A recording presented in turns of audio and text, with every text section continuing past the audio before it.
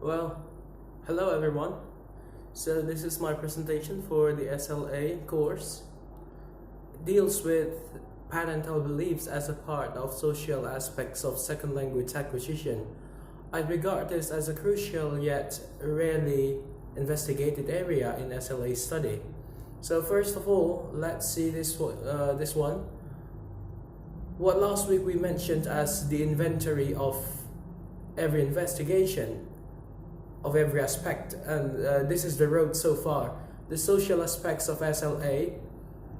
If you see the Black Book of SLA by Rod Ellis, either the first edition or the second edition, you will find these following sub-chapters in relation to the social aspects of SLA. First one is acculturation model. SLA is cognitive or social enterprise. ZPD, socio-cognitive approach, conversation analytics, social identity and language socialization, and L2 learning. But okay, so in those two editions of books, so far I've never seen any chapter related to parental belief. And this is the stance actually, as we see here. Parents, okay, this domain, this circle, this is the symbol of parents, and this one is the instructional setting, as you can see, in which there are two major role players, teachers and language learners, not to mention the policymakers, like school principal or something. Well, that is not a part of our discussion here. Okay, let's begin with the language learners. As we know, most Indonesian learners are not able to learn the language in natural setting because English in Indonesia is not the second language, not even the official country language. But they've got English at school, which we always believe to be insufficient. Well, sorry to say, school teachers, I'm sorry about this. Yet, it's not your fault anyway. It's just the things around us, the policymakers, and every shithouseries they do.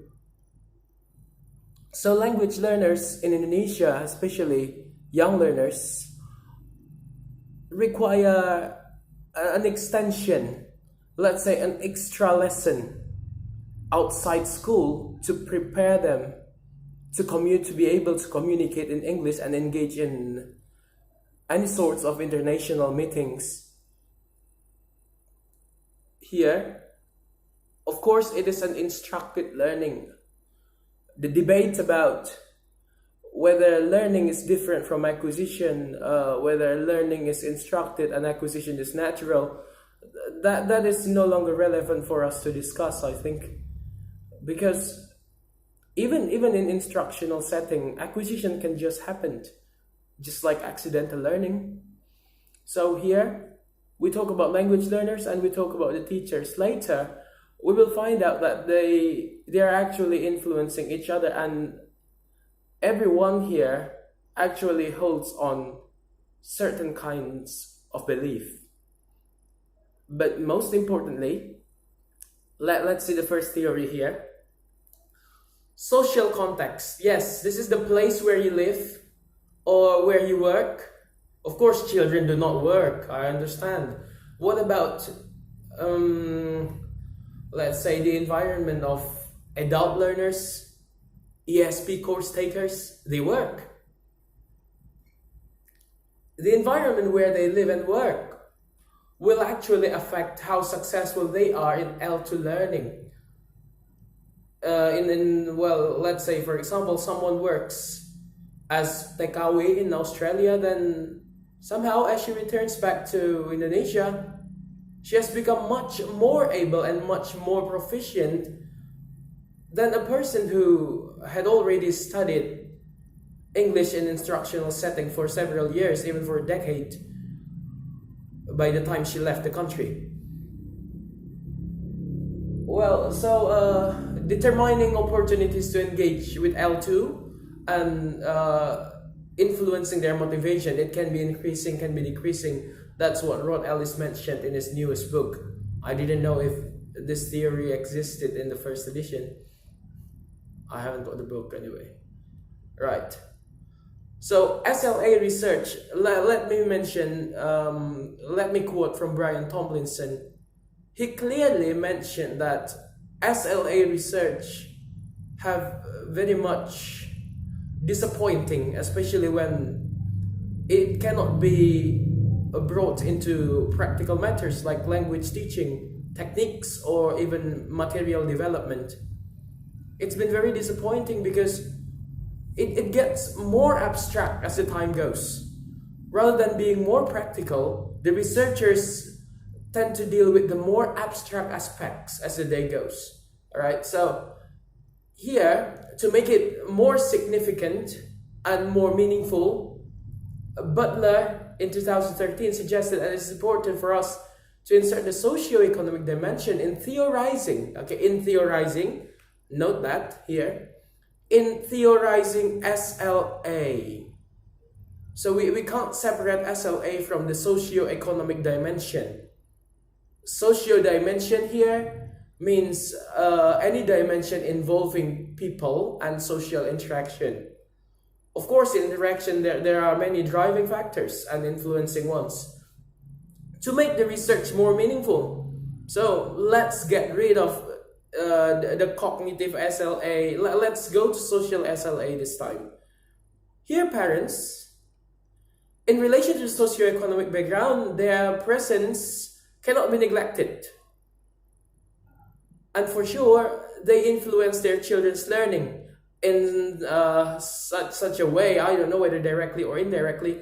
Let's take, for example, in remote areas in which the Islamic culture is quite strong, people keep mentioning, especially the religious leaders and the elders, that it is much more important for the children to learn Arabic instead of English, because we don't read Bibles.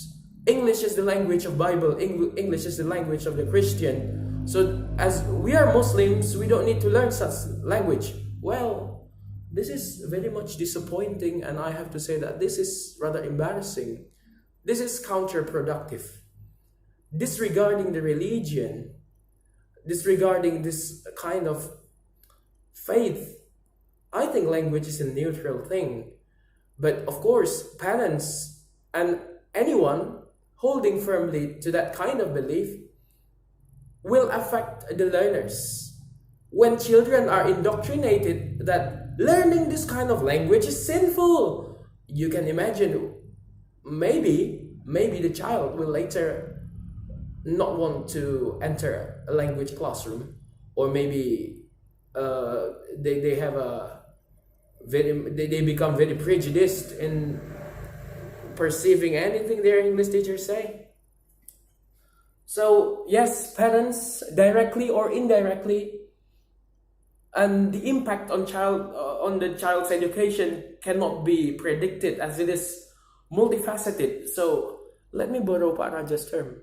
Pak Raja mentioned multifaceted is just like the development of durian, Yeah, durian, when it's small, it looks round, and somehow it grows more to the left, then more to the right. It gets bigger, some parts get smaller, some parts get rotten and gets eaten by the squirrels.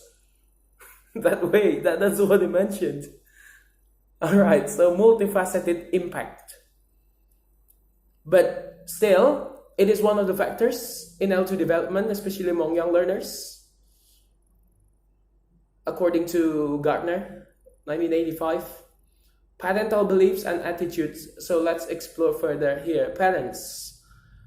Every human being, of course, plays a role in the society, in an environment where he or she lives in.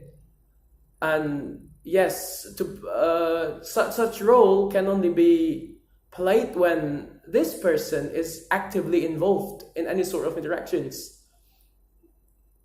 Interactions and involvements, however, are driven by attitudes.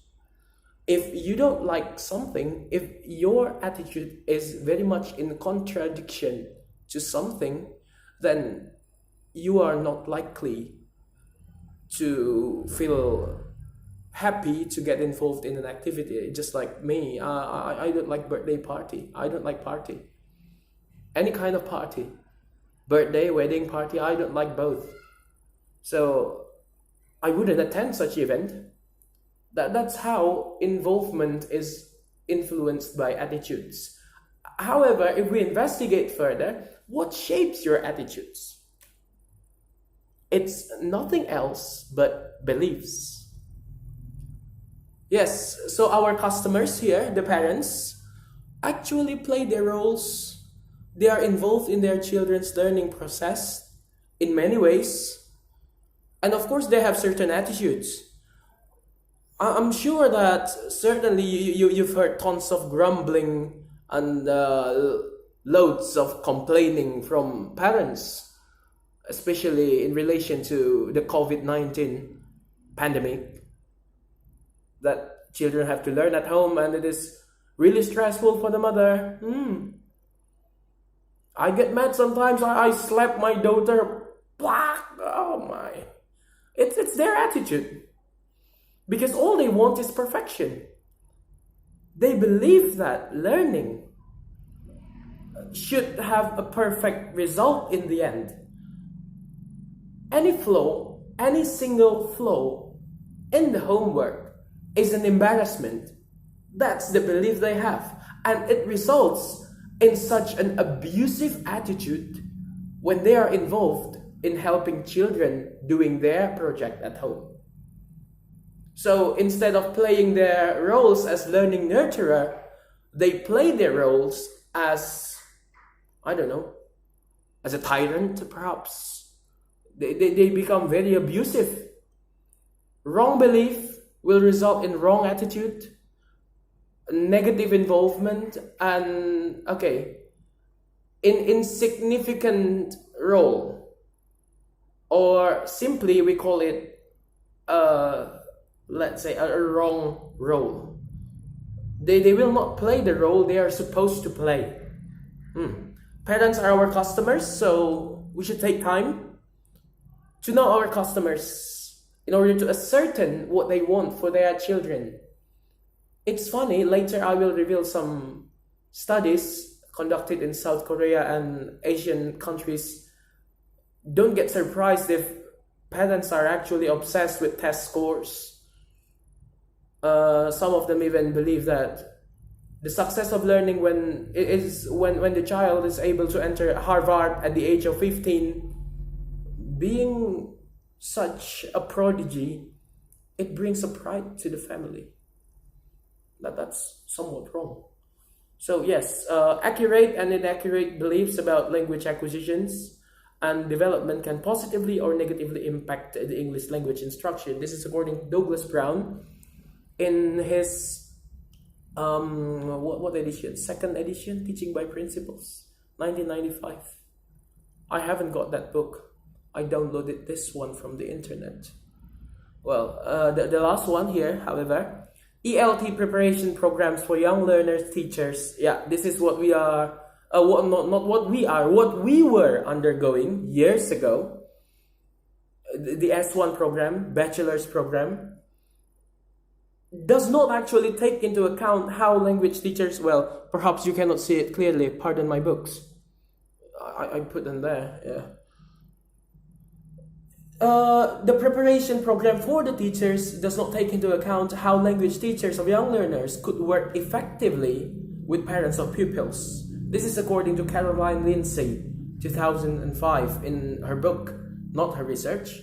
And therefore, 6 years later, she claimed to have conducted a grounded research in relation to the role of parents, parental belief in the perception of teachers in South Korea. So yes, since 2005 up to 2011, research on parental belief could scarcely be found. Let's go here then. Parental involvement and roles in language learning.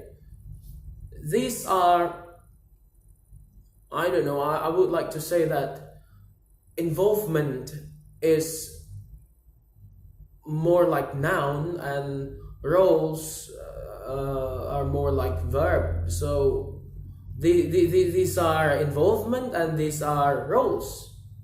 No, these are roles and these are involvement. Yes. Parents behave their children. Well, we got some mothers here.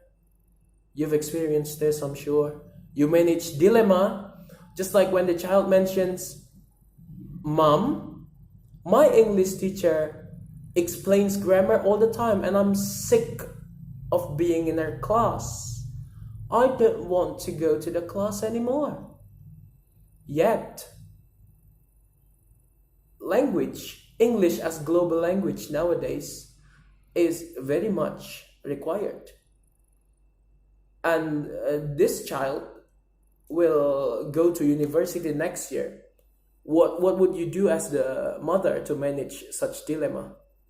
Of course, you have to respond to your children, communicate. Well, we are not discussing the mental imagery or vivid imagery, self-efficacy or something, but you only communicate with the children. You only tell the children what you wanted them and then the reason why you sent them to an English class. Then later, you also listen, you respond to them after you listen to their concerns and every bad feelings they had during the learning, in order to build your partnership with the teacher, in a hope that the teacher will somehow change her way or his way of teaching. And of course, by doing that, you build the children's self-concept. And yes, indirectly, when you tell your concerns to the teacher, it will affect the language policy choice. And if you are not the only one involved in this kind of action, then this group of people, you and some people being on the same boat with you, will actually create a new trend for multilingual education. So, yes, parents, you play the roles. Some parents, I'm talking to parents here, not to mention the students. Later, I'll talk to you. Language, well, parents, you play roles, these roles. Learning advocates, you advocate learning. Oh, you keep telling everyone, learning English is important nowadays because English is a global language. Even on the noodles package, you see the instruction written in English. Every TV advertisement is in English. When you watch football, you wouldn't hear any commentaries in Bahasa Indonesia except it is Liga Indonesia. You watch Italian league, the commentaries are always delivered in English, not in Italian. You also play the role as language facilitator. You facilitate the learning. You buy dictionaries, you buy supplementary materials, and anything that supports what do we call it?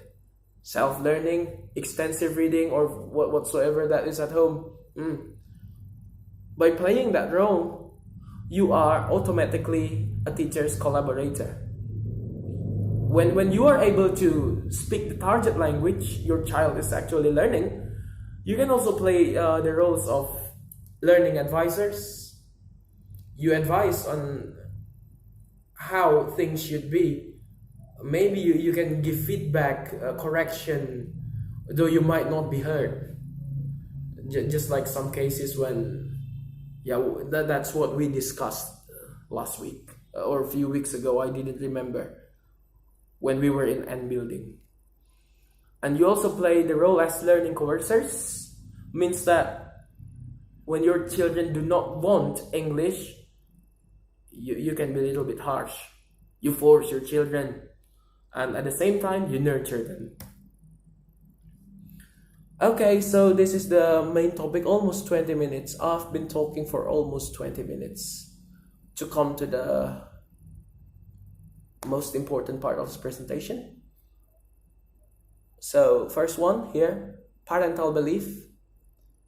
Williams, Mercer, and Ryan, Marian Williams, Sarah Mercer, and Stephen Ryan They suggest that the widely accepted definition of belief, so belief is representative acceptance, conviction, something that you think to be true, that's belief.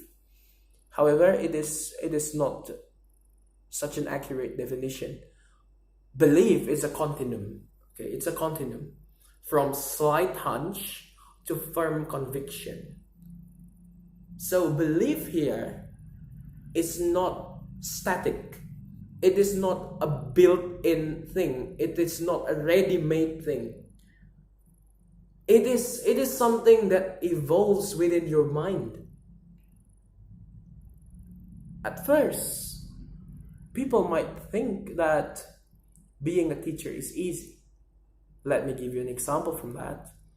Being a teacher is easy. Well, yeah, until the COVID-19 comes. Then every school is locked down. Every learning is directed to the website. And every project is brought home. That is the time when the slight hunch, the slight hunch of thinking that language teaching or teaching is low. It's a low class, it's a second class job. If you are a medical doctor, that is a first class job. Because teaching is very easy. That is only a slight hunch. It is not firmly, it has not firmly rooted in the mind of the parents. Therefore, when this situation happens, when everything takes place here, they change. They start to admit, wow, how could the school teachers, how could the course teachers manage 30 students, 20 students in a classroom, while I myself am now suffering only to manage my own child.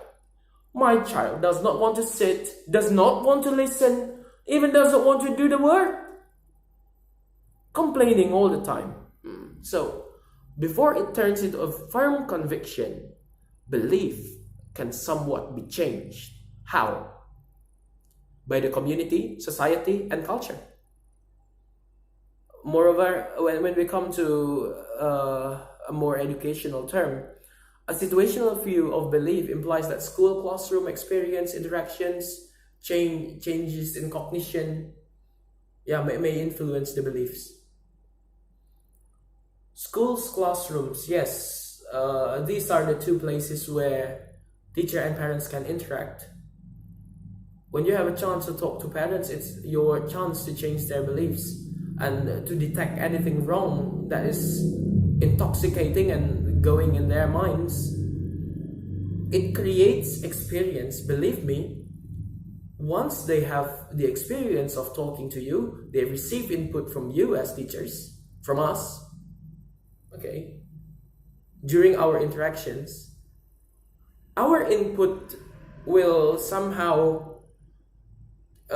change their cognition, the work of their cognition, that finally belief will also change. Why do we need to change belief, however? Yes, belief results in attitude. That's what I claimed a few minutes ago. However, the more dangerous fact here, as stated by Woods, some individuals often fail to differentiate belief and knowledge. Just like what we know is that the earth revolves around the sun. That's what we know, based on knowledge. It is scientific. But some people, without knowledge, believe that there are extraterrestrial lives. So it's quite clear, belief and knowledge, they are two different things. They are two different entities. They are two different systems that should not be confused. However, individuals often fail, and such failure will result in resistant to reconsider the beliefs. They become very, let me borrow a term in Bahasa Indonesia, to be kolot, kolot, orthodox, or whatsoever the term you may use. And last one, there are three kinds of belief: epistemological, reminds me of Pak Jarwo, implicit and explicit, and attribution. Yes, you may read my paper for further clarification on this. Let's go here. Research on parental beliefs. Here I've got a lot. Lin, Li, and Yang, all Chinese, discovered that middle-class Chinese parents changed their belief. Okay, when we talk about Chinese style of learning, it is mostly based on the Confucian belief. Well, Confucius, that learning is all about respecting teacher, sitting in one room, copying scripts, and then going through hard times just to endure, persevere, concentrate. It's all about hardship instead of something fun. So these are the things associated with learning in their belief. However, with recent socio-economic changes, this kind of dichotomous belief about play and learning had been transformed. They had two terms here, Yuxi and Wanshua. Yuxi is a playful activity, yet it is designed, it is crafted for teaching. It is well organized. So there isn't much freedom allowed in this kind of Yuxi. And often, it is directed by adults. They believe that it is more closely related to learning than the Wanshua. Wanshua is spontaneous playing, free exploration, self-initiated, just like when you play petak umpet taplak. Can anyone control that? Do you think you would like to involve your parents there? No, you don't. Okay, so they believe that the Yuxi, okay, you may play, but the play must be designed for learning. Let's say you involve vocabulary memorization in a fun way. Yeah, however, the minority of the parents believe that Wanshua may also work to a certain extent, but not as effective as Yuxi. Okay, I begin to lose my voice. The next research, allow me to drink.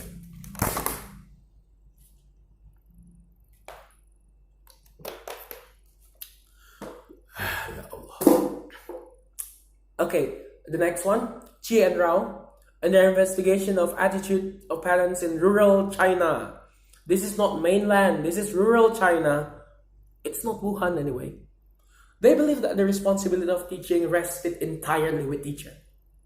So yeah, I pay you. You teach my child.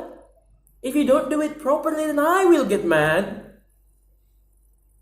I don't need to help. I don't need to support learning at home. It's your responsibility. I paid you already. Very much like the talk of the Indonesian version of OKB, orang kaya baru.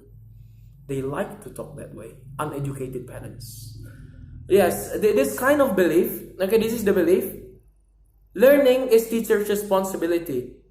And the attitude resulting from that is the lack of participation. They don't want to participate at all.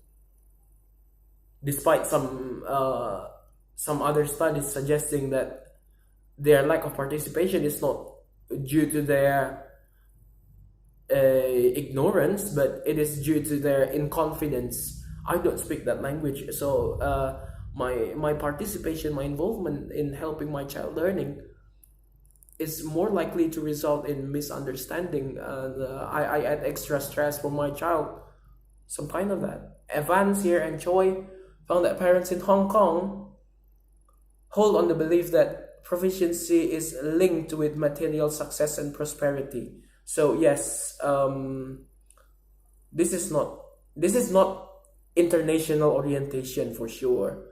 This is financial orientation, I can say. Bray and Kwok, they revealed this. And yes, as they believe in this, they started to enroll their children to after-school English classes and even hired some tutors. I'll be really happy if this kind of phenomena happens and widespreading among the Indonesians. Not to mention my role as a businessman. Next. So if previously I presented a theory from Caroline Lindsay back in 2005 that parental beliefs is rarely regarded as an important aspect for research, then Park and Abelman actually did a study, and these are the narratives from 3 Korean mothers. They come from different classes in society: working class, middle class, and upper middle. Here, the first one. Han, the mother of Han from working class. She could only enroll Han to a worksheet program. So it's more like the bimbel program we have here. Then in the end, she doubted whether such program effectively influences the development of children's linguistic capacity. Here, she mentioned that her child did not remember anything from what had been learned. How funny this is. Alright, second one, Min. Min from the middle class.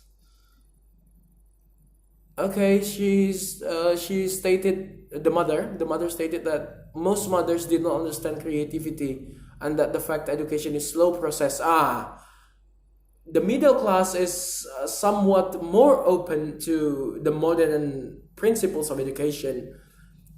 And yes, she also revealed that most Korean parents are obsessed with results like perfect TOEFL score and attendance at university at young age. As I mentioned, 15 years old, hello, Harvard, yo! This has become the terrible condition in South Korea. No. This was there. I don't know if it exists now. And the last one, Jinu from the upper middle class, housewife, not working at all, with